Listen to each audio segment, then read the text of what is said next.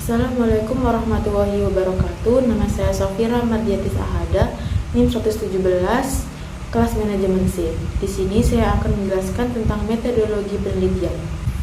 Pengertian penelitian. Penelitian adalah usaha yang sistematis untuk menemukan jawaban ilmiah terhadap sesuatu masalah, karena harus mengikuti prosedur dan langkah-langkah sebagai suatu kebulatan prosedur. Tujuan penelitian. Yang pertama yaitu penelitian eksploratif.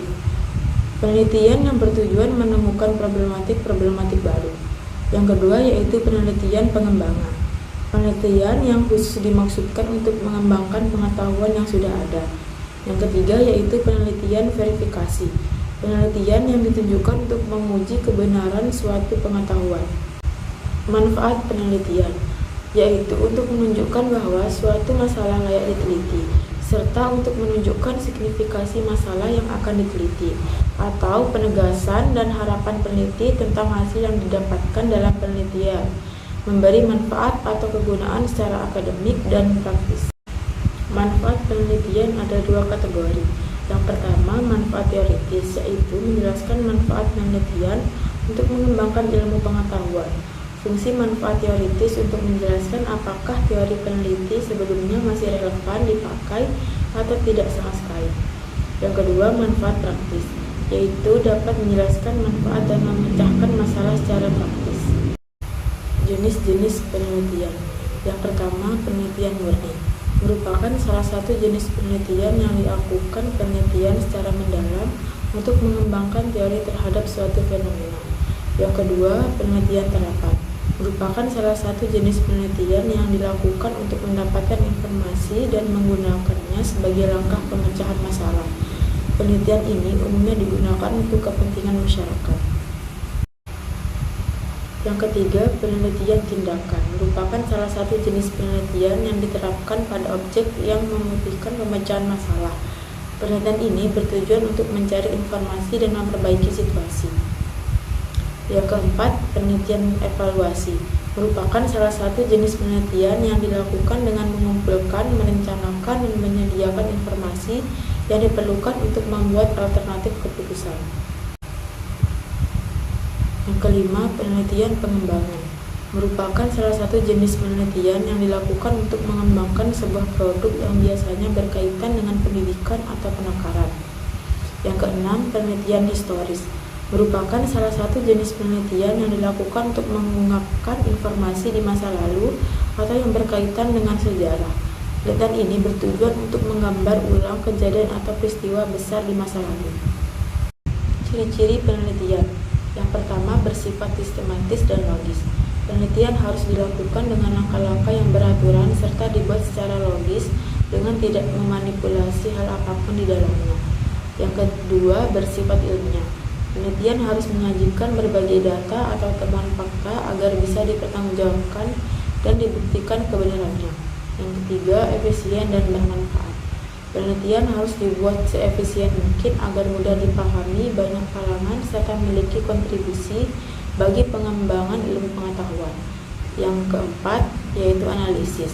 Penelitian harus dilakukan, dibutuhkan, serta dijelaskan melalui proses metode ilmiah, serta hubungan sebab akibat antara variabel juga harus diuraikan dengan jelas dalam penelitian. Proses penelitian. Yang pertama, mengidentifikasi tujuan penelitian.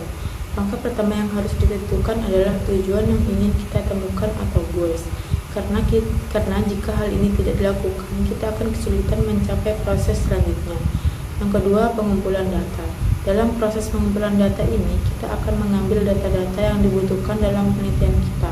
Teknik yang digunakan bisa apa saja dan membutuhkan banyak referensi guna membantu penelitian yang sedang dilakukan. Yang ketiga, yaitu desain penelitian. Setelah kita menentukan apa tujuan dan sasaran dalam proses penelitian kita, kemudian menentukan desain dalam penelitian. Banyak desain dalam sistem informasi. Misalnya ada use case diagram, activity diagram, dan lain-lain. Hal ini perlu dilakukan agar kita bisa mengetahui data apa saja yang akan kita sertakan dalam desain. Yang keempat, analisis data. Setelah mengambil data yang dibutuhkan, maka kita harus menganalisa data tersebut. Apakah data ini yang kita inginkan? atau data ini bisa saja salah dan lain sebagainya. Analisa terhadap data yang sudah kita kumpulkan ini sangat penting untuk dilakukan, karena jika tidak maka bisa saja terjadi kesalahan dalam informasi. Yang kelima, sampling adalah hal selanjutnya yang harus dilakukan setelah menentukan desain apa yang ingin digunakan. Sampling di sini bukan berarti kita benar-benar menjiplak hasil orang lain, tetapi mencari referensi dan mendapatkan ide dari hasil tersebut, agar kita bisa menambahkan referensi dan ide ke dalam proses penelitian desain kami. Yang keenam, kesimpulan dan laporan. Setelah selesai mengumpulkan dan menganalisis informasi selanjutnya, kita perlu membuat kesimpulan dari semua informasi yang kita peroleh, kemudian membuat laporan dan menceritakan tentang hasil informasi yang kita peroleh kepada yang bersangkutan untuk diselidiki lebih lanjut.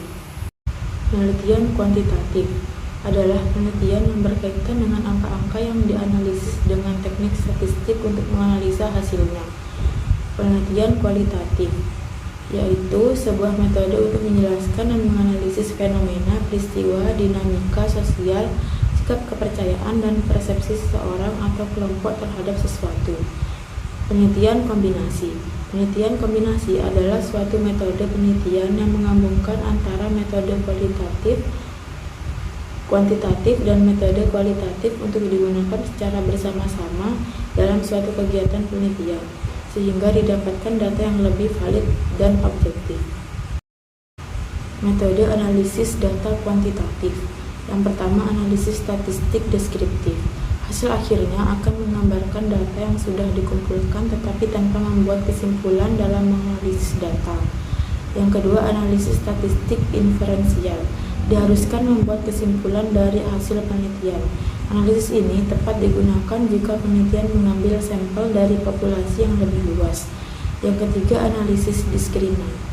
Teknik analisis yang melakukan pengelompokan atau klasifikasi pada data berdasarkan pengukuran variabel.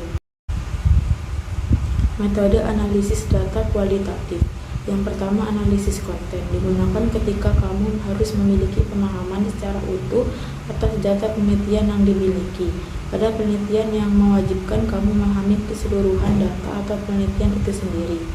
Yang kedua, analisis naratif. Metode ini berusaha untuk menyampaikan data dengan narasi atau cerita, tentunya membuat seluruh bagian penelitian terutama data yang terkait.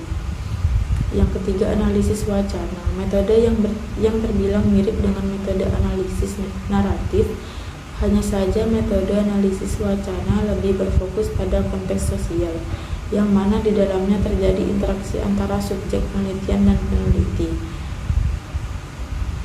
Yang keempat, analisis kerangka kerja. Metode ini bisa dikatakan sedikit lebih maju dan lengkap dibanding metode yang lain. Metode analisis terdiri dari beberapa tahapan, antara lain sosialisasi, identifikasi kerangka kerja tematik, coding, charting, pemetaan, dan penginterpretasian. Dan yang terakhir adalah analisis teori beralas. Metode ini berasal dari analisis satu kasus atau kejadian guna menyusun teori. Sekian dari saya. Wassalamualaikum warahmatullahi wabarakatuh.